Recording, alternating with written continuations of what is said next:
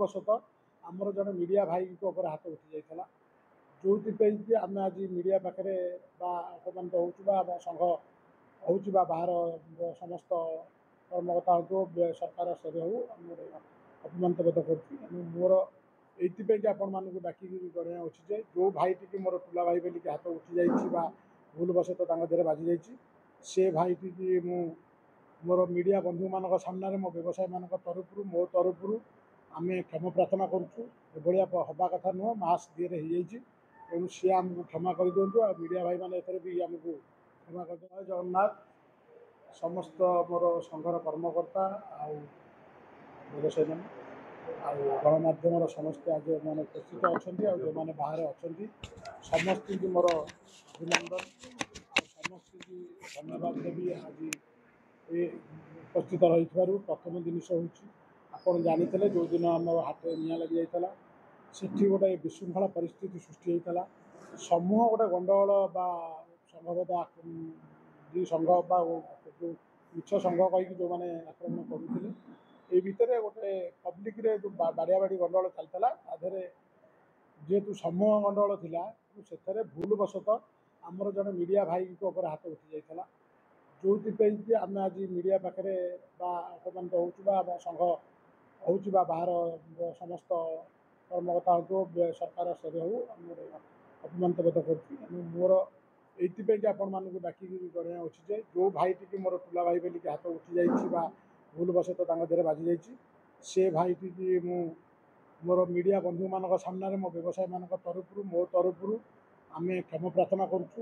ଏଭଳିଆ ହେବା କଥା ନୁହଁ, ମାସ୍ ଦିହରେ ହେଇଯାଇଛି, ତେଣୁ ସିଏ ଆମକୁ କ୍ଷମା କରିଦିଅନ୍ତୁ। ଆଉ ମିଡ଼ିଆ ଭାଇମାନେ ଏଥିରେ ବି ଆମକୁ କ୍ଷମା କରିଦିଅନ୍ତୁ। ଚତୁର୍ଥ ସ୍ତମ୍ଭକୁ ଯେଉଁ ଭୁଲବଶତଃ ବାଜି ଯାଇଥିଲା, ତେଣୁ ସେଥିପାଇଁକି ଆମେ ଅନୁତପ୍ତ। ତେଣୁ ମୁଁ ମୋର ସେ ଭାଇକି ଅନୁରୋଧ କରିବି ସିଏ ଆସିକି ଆମ ସାଥିରେ ମିଶନ୍ତୁ ଯେମିତି ସବୁ ଭାଇମାନେ। ତେଣୁ ସମସ୍ତେ ଏହାର ସତ୍ୟାସତ୍ୟ ଜାଣନ୍ତୁ। ଏଣୁ ଜଣେ ବ୍ରାହ୍ମଣ ଲୋକ ହେଇଥିବାରୁ ସିଏ ଆମ ଉପରେ ଯେଉଁ ଅଭିଶାପ ପକାଇଛନ୍ତି ତାକୁ ଉଠାଇ ନେଇ ଆମକୁ ଆଶୀର୍ବାଦ କରନ୍ତୁ। ଆମେ ବ୍ୟବସାୟୀ ସଂଘ ଯେମିତି ସମୂହ ଏକାଠି ହେଇଛୁ, ଏବେ ସମସ୍ତେ ମିଳିମିଶି କେମିତି ଚଳି ଆସ ମିଡ଼ିଆ ଭାଇମାନଙ୍କ ସାଥିରେ ଆମେ ମିଳିତ କାର୍ଯ୍ୟ କରିବୁ। ମଣିଷ ମାତ୍ରାରେ ଭୁଲ ଅଛି। ଆପଣ ଯେତେବେଳେ ଭୁଲ କରିଥିଲେ ଭାବୁଛନ୍ତି କି ଆମ ମାଧ୍ୟମରେ ଆପଣ କ୍ଷମା ପ୍ରାର୍ଥନା କଲେ ଏଠୁ ଲାଗୁ ଆପଣଙ୍କୁ କ୍ଷମା କରିଦେବେ? ସେଇଟା ମୁଁ ଆପଣମାନଙ୍କ ମାଧ୍ୟମରେ କହୁଛି। ସେ ଭାଇକି ମୁଁ ସବୁବେଳେ ତାକୁ ବଡ଼ ଭାଇ ବୋଲି ଦେଖେ, ସିଏ ମୋତେ ବଡ଼ ଭାଇ ଭଳିଆ ଦେଖନ୍ତୁ, ସାନ ଭାଇ ଭଳିଆ ଦେଖନ୍ତୁ। ଯେମିତି ଆଗରୁ ଆମର ତାଙ୍କ ସାଥିରେ ସମ୍ପର୍କ ଥିଲା, ଆଗକୁ ସମ୍ପର୍କ ରହୁ, ଏବେ ଏ ସମ୍ପର୍କ ଗଢ଼ି ଚାଲୁ।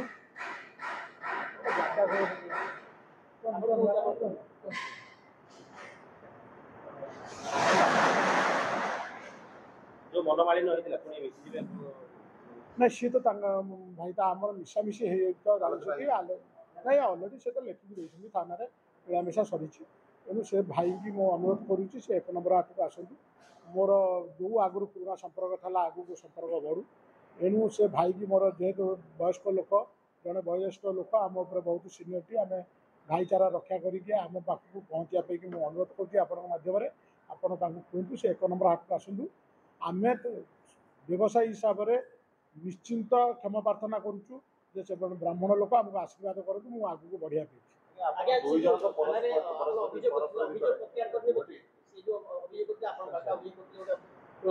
ଅଲରେଡ଼ି ପ୍ରତ୍ୟାହାର ହେଇଯାଇଛି, ଉଭୟ ପକ୍ଷରୁ ପ୍ରତ୍ୟାହାର ଆପୋଷ ସମାଧାନ ହେଇକି ପ୍ରତ୍ୟାହାର ହେଇଯାଇଛି।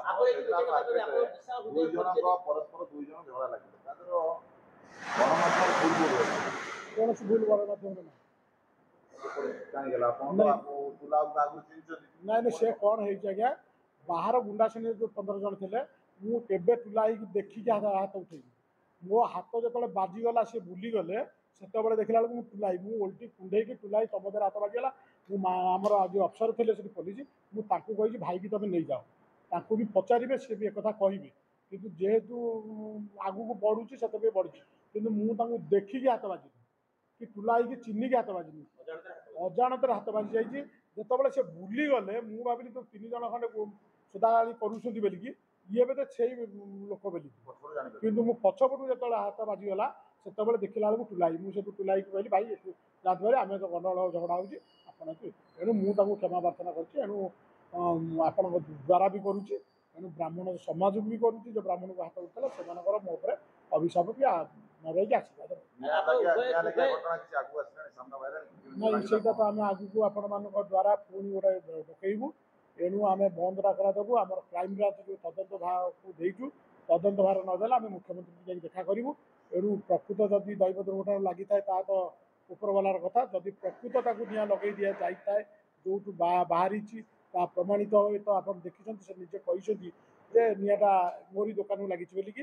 ତେଣୁ ସେଇଟାକୁ କ୍ରାଇମବ୍ରାଞ୍ଚ ତଦନ୍ତ କରିବା ପାଇଁ ଆମେ ଦାବି କରୁଛୁ। ଆପଣ ଗୋଟିଏ ପ୍ରଶ୍ନ, ଆପଣ ଉଭୟ ଯେଉଁ ଥାନାରେ ଏତଲା ଦେଇଥିଲେ ପରସ୍ପର ବିରୁଦ୍ଧରେ, ସେ ଏତଲାକୁ ଆପଣ ପ୍ରତ୍ୟାହାର କରିନେଲେ?